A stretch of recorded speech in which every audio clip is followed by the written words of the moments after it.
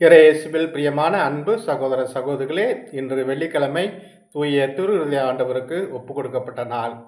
திருஹிருதய ஆண்டவரின் அருளையும் அன்பையும் நிறைவாக பெறக்கூடிய நாளாக இருக்கின்றது.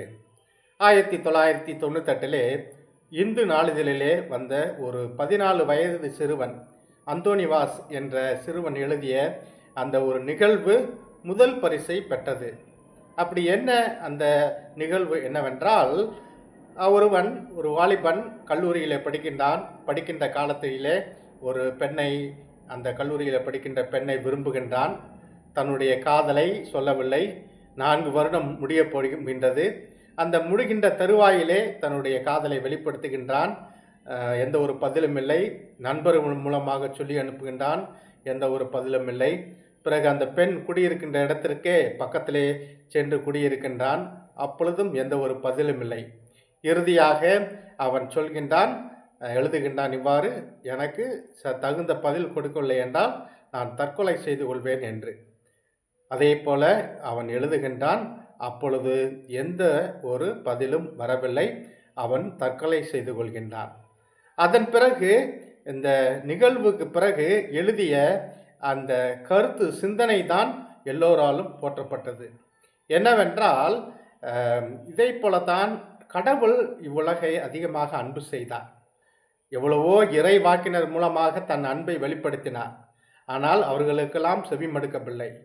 எத்தனையோ நண்பர்கள் மூலமாக, அனுபவங்கள் மூலமாக, குருக்கள் மூலமாக, நிகழ்வுகள் மூலமாக தன்னுடைய முழுமையான அன்பை இறைவன் வெளிப்படுத்தினார். இறுதியாக தன்னுடைய ஒரே பேரான மகனை இவ்வுலகிற்கு அனுப்பினால் அவர்கள் நம்புவார்கள், மனம் திரும்புவார்கள் என்று இயேசுவை இந்த உலகிற்கு அனுப்புகின்றார். அப்பொழுது அந்த இயேசுவை நாம் கொன்று போடுகின்றோம். எவ்வாறு? நம்முடைய பாவங்களால், நம்முடைய பாவ செயல்களால் அவரை சிலுவையில் அறைகின்றோம் என்று அந்த நிகழ்வானது அழகாக எழுதப்பட்டு முதல் பரிசு பெற்றது.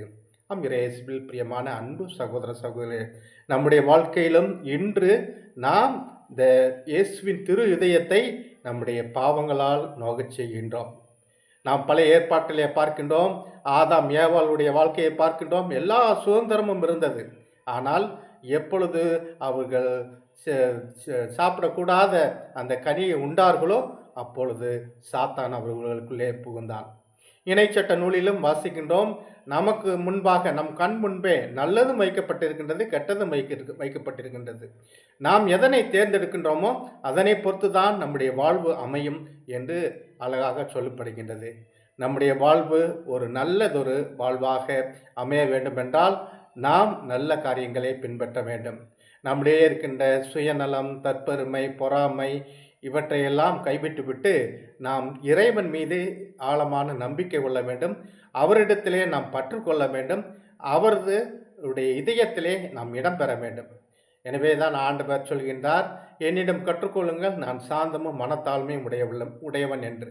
நாம் சாந்தத்தோடும் மனத்தாழ்மையோடும் பிறருக்கு உதவி செய்யும் மனப்பான்மையோடும் மற்றும் ஜெப வாழ்க்கையோடும் வாழ்கின்ற பொழுது நிச்சயமாக திருஹிருதய ஆண்டவரின் அருளும் ஆசீரும் நமக்கு ஒவ்வொரு நாளும் சிறப்பாக இந்த நாளிலே நிறைவாக கிடைக்கும்.